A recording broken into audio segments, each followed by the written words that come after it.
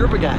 Andrew Tate, Tristan Tate, Hamza, and Fresh and Fit. Step back, I think I'm gonna vomit! Back in my heyday of self-improving myself, I'd watch these creators and other creators in the masculinity space of the internet every day. Yes. Some more than others. These creators taught me things about life and about hard work, lessons that I couldn't learn anywhere else on the internet. These creators really gave me hope that if I worked hard every day and did as God would like best, that I'd have nothing but blessings coming my way. If I worked hard enough, I could not fail. With that being said, I do think that in most cases, watching these type of content creators and these type of videos can be pretty cringe sometimes. I would have their content served to me on every platform I went on. But now, if you were to check my phone, creators like Hamza, Andrew Tate, and Fresh and Fit are completely absent from all my social media feeds. But to be fair, Fresh and Fit weren't even in my feeds in the first place. Why did I stop watching this content? Well, for one, I idolize these creators to an unhealthy degree, except Fresh and Fit. Bruh. When I used to watch this type of content, I would agree with like 99% of the things that they said. There's nothing that God hates more than sloth and laziness. cook now. If God were to create a man and that man were to sit around and do fuck all, God will frown upon you. It's why you're never lucky. Start to work. Start to show God the beauty of his own creations. You'd be amazed how lucky you'll become. But that 1% of things that I disagreed with, I'm telling you, if you're a woman, the smartest thing you can do is look after your man, make him not want to cheat, be perfect. But there's going to be a time across a 20-year marriage you might just need to be a little bit blind. A little bit. Just a tiny bit. Just don't look at his phone. deep down I knew I disagreed with them, but I idolized them so much that I suppressed any sort of objections I had on their philosophy. If you watch this type of content and you watch these type of creators and see your life improving for the better, you see yourself changing for the better, don't do what I used to do and just blindly agree to everything they say, like 100% everything they say. Like, don't be afraid to disagree with them sometimes. Don't idolize them. Don't see them as superior to you. Like, bro, have enough self-respect to think for yourself sometimes, you know? But most importantly, don't buy into their courses. You are a scammer. Flaming young. Like, straight up, I just plain out don't trust these guys who sell courses. I just think what they sell is too good to actually be true. Welcome to Pakistan.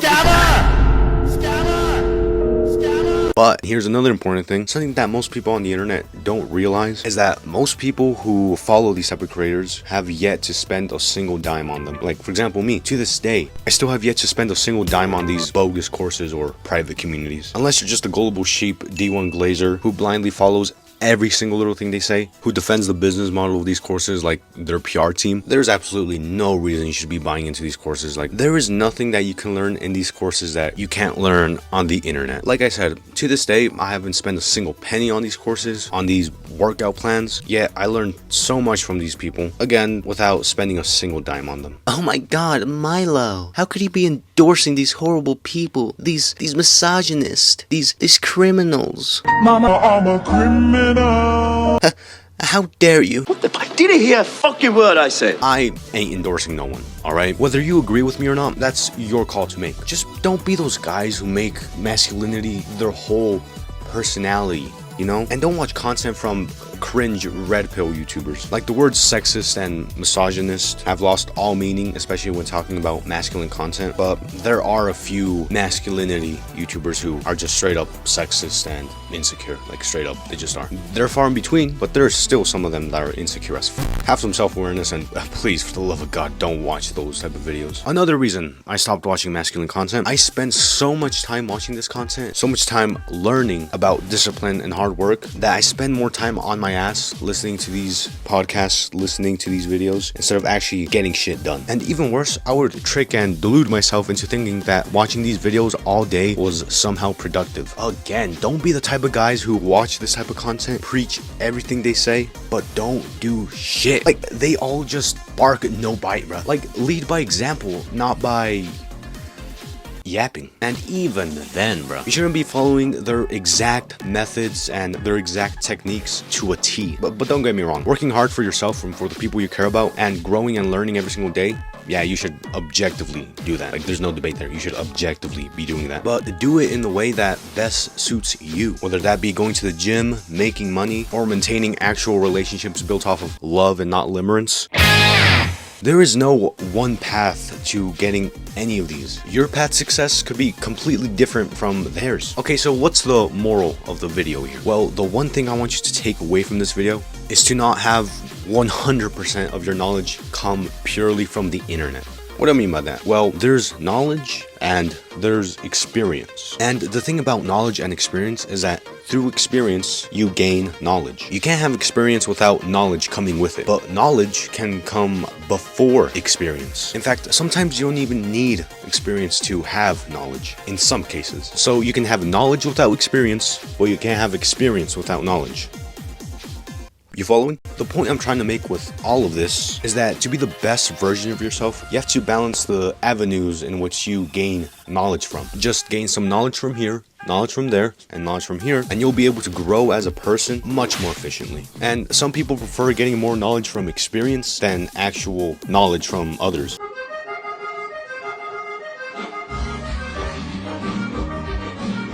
Don't waste time doing degenerate shit and try to justify it by saying that I did it for the experience. Because trust me, ask anyone who did it for the experience, they'll all tell you that it's just a massive waste of time doing degenerate shit for the experience. Because if you do something degenerate for the experience, you either end up not liking it, which is bad, or you end up liking it and your life goes spiraling down, which is also bad. There's no good outcomes here. All you do is waste your time, bro. Note that I said degenerate shit, not just living out your life. You can live life without doing degenerate shit. Like, has anyone told you that? It is possible. Whoa, what are you talking about? There are other things to watch that exist. No, you're lying. No, you're lying. No. You're lying. No. You're lying. No. Going out and doing degenerate shit, saying that you did it for the experience, is just a massive cope, bro. But equally as bad is having all your knowledge come from these creators. You can have all the knowledge of the world, all the knowledge of the internet, but if you don't go out and experience it, try to apply it, is it any valuable? All that knowledge? These creators don't live the same life you do. Their circumstances, experiences, and scenarios were completely different from yours. You can plan a pretty picnic, but you can't predict the weather. I know that ain't who I think it is. Me personally, I started to shift towards the experience now, learn later side of the spectrum. You'll probably be able to tell from my older videos that I'd always try to encapsulate the kind of vibe and energy of these other creators. I spent so long trying to be like them without ever realizing that me trying to copy them will only result in me becoming a cheaper version of them. But when it's all said and done, I'm still so very grateful that I had a whole phase of being a D1 glazer of these type of creators. And I look to the sky and I think, maybe it's all going to be okay. Maybe it won't. Who knows?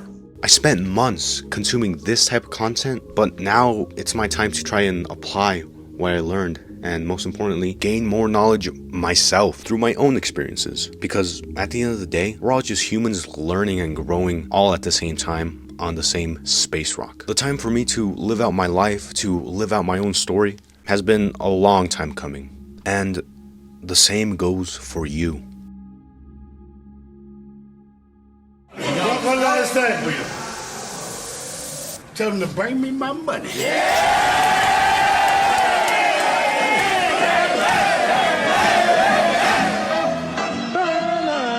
Life like this sure is sweet, huh? It definitely is.